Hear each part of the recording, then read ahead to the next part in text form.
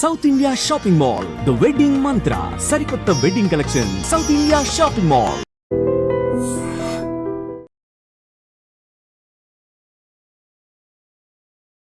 ప్రస్తుతం రెండు తెలుగు రాష్ట్రాల్లో వర్షాలు అయితే పడుతున్నాయి. నిన్నటి నుంచి కూడా పూర్తిగా వెదర్ మారిపోయిన పరిస్థితి. కొన్ని జిల్లాల్లో, తెలంగాణలో కొన్ని జిల్లాల్లో అయితే భారీ వర్షాలే పడినటువంటి పరిస్థితి. అయితే రాగల 5-6 రోజుల పాటు ఎట్లాంటి వెదర్ రిపోర్ట్ ఉంది. అట్లాగే ఈ రోజు చూస్తే గనక పూర్తిగా రాష్ట్ర వ్యాప్తంగా అండ్ ఎస్పెషల్లీ హైదరాబాద్ వ్యాప్తంగా కూడా అంటే వర్షాకాలం లాగానే వెదర్ అంతా కనిపిస్తోంది. ఒక్కసారి మాట్లాడదాం. మనతో పాటు వెదర్ ఎక్స్పర్ట్ శ్రీనివాసరావు గారు ఉన్నారు. సార్ నమస్తే.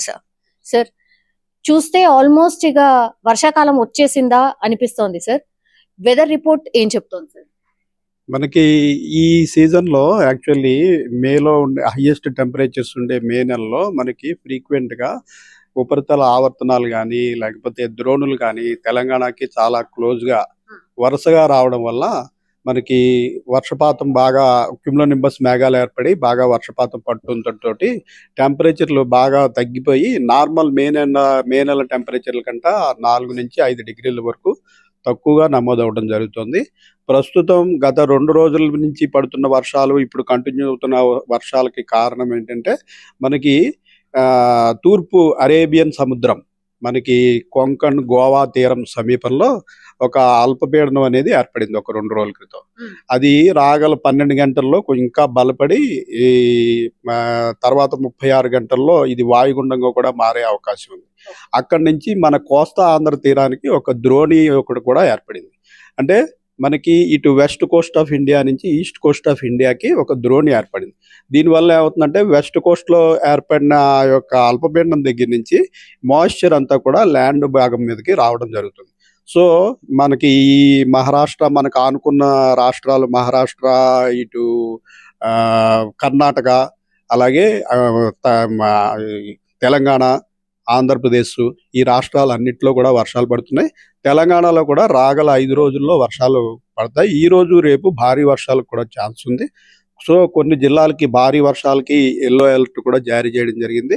మిగిలిన జిల్లాల్లో కూడా మనకి ఈ క్యుములోనింబస్ మేఘాల వల్ల 40 నుంచి 50 కిలోమీటర్ల వేగంతో ఈదురుగాలులు, ఉరుములు మెరుపుల వర్షాలు పడే అవకాశం ఉంది. సో రాష్ట్ర వ్యాప్తంగా ఈ రోజు రేపు కూడా విస్తృతంగా వర్షాలు పడే అవకాశం ఉంది. ఏ జిల్లాలో ఎక్కువ నిన్న వర్షపాతం ఎక్కువ నమోదైంది సార్? ఇప్పుడు ప్రస్తుతం ఎక్కడ పడుతుంది సార్ వర్షం? నిన్న మనకి తెలంగాణకి పశ్చిమం వైపున ఉన్న జిల్లాలంటే మనకి నిజామాబాదు, కామారెడ్డి, మెదక్, సంగారెడ్డి, వికారాబాదు ఈ జిల్లాల్లో చాలా జిల్లాల్లో హెవీ రెయిన్ఫాల్ అంటే 7 సెంటీమీటర్ల కంటే ఎక్కువ నమోదైతే మనం హెవీ రెయిన్ఫాల్ పరిగణిస్తాం. సో నిజామాబాద్లో 9 సెంటీమీటర్ల వర్షం, కామారెడ్డిలో 7 సెంటీమీటర్లు. ఈ ఆనుకుని ఉన్న జిల్లాలు మెదక్, సంగారెడ్డి, వికారాబాదు, అలాగే ఉమ్మడి మహబూబ్ నగర్ జిల్లా ఈ జిల్లాలన్నింటిలో కూడా విస్తృతంగా వర్షాలు నిన్న పడినాయి. ఈ రోజు కూడా మనం ఈ జిల్లాలకి ప్లస్ మనకి ఈస్ట్ లో ఉన్న జిల్లాలకి ఇటు నల్గొండ, సూర్యాపేట, ఖమ్మం, భద్రాద్రి కొత్తగూడెం, మహబూబాబాద్, వరంగల్, హనుమకొండ ఈ జిల్లాలన్నింటిలో కూడా ఈ రోజు హెవీ రెయిన్ పడే అవకాశం ఉంది. ఆల్రెడీ మనకి ఈ రోజు మార్నింగ్ 8:30 నుంచి ఇప్పటి వరకు నల్గొండ జిల్లాలోను, మహబూబాబాద్ లోను, అలాగే వరంగల్లో కూడా హెవీ రెయిన్ రికార్డ్ అయింది. ఈ ద్రోణి ప్రభావం ఇంకెన్ని డేస్ ఉండే అవకాశం ఉంది సార్? మీరు చెప్పినట్టుగా 5 డేస్ పాటు అంటున్నారు కాబట్టి ఈ ద్రోణి ఎఫెక్ట్ అంతా కూడా 5 డేస్ పాటు ఉంటుందా? పీక్ ఎప్పుడు ఉండొచ్చు?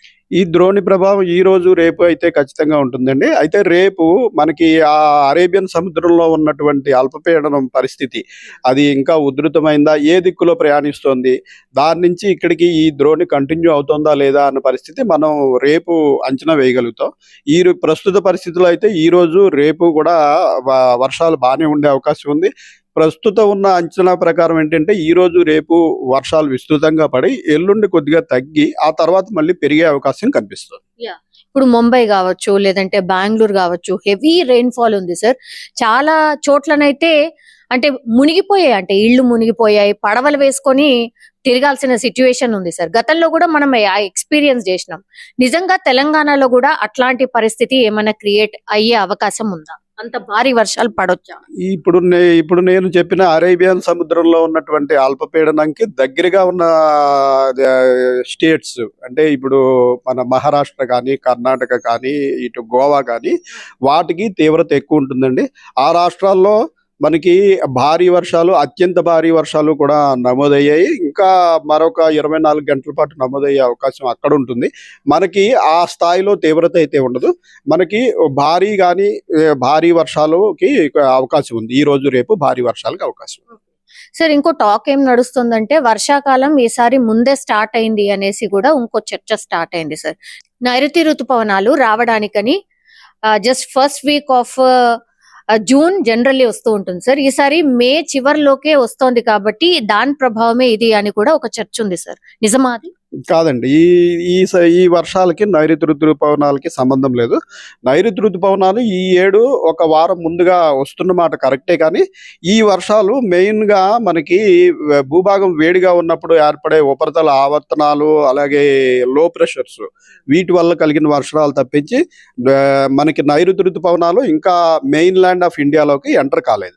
అయితే పరిస్థితులు అనుకూలంగా ఉన్నాయి కాబట్టి వచ్చే 3-4 రోజుల్లో main land of India, that is అంటే కేరళ తీరంలో మనకి ఒక వారం ముందుగా ప్రవేశించే అవకాశం ఉన్నందున తెలంగాణలో కూడా ఒక 4-5 రోజులు ముందుగా వచ్చే అవకాశం ఉన్నట్టుగా ప్రస్తుతం మనం భావించవచ్చు.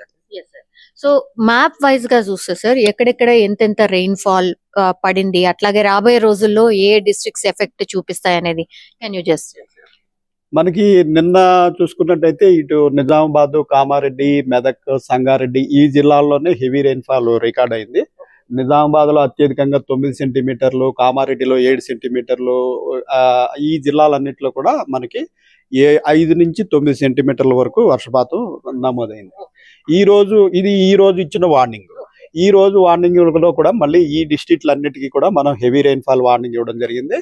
మిగిలిన డిస్ట్రిక్ట్లన్నిటిలో కూడా వర్షాలు ఉంటాయి. వాటితో పాటు ఈదురుగాలు 40 నుంచి 50 కిలోమీటర్ల వేగంతో ఈదురుగాలులతో కూడిన ఉరుములు, మెరుపులు, జల్లులు పడే అవకాశం అయితే ఈ రోజు కూడా ఉంది.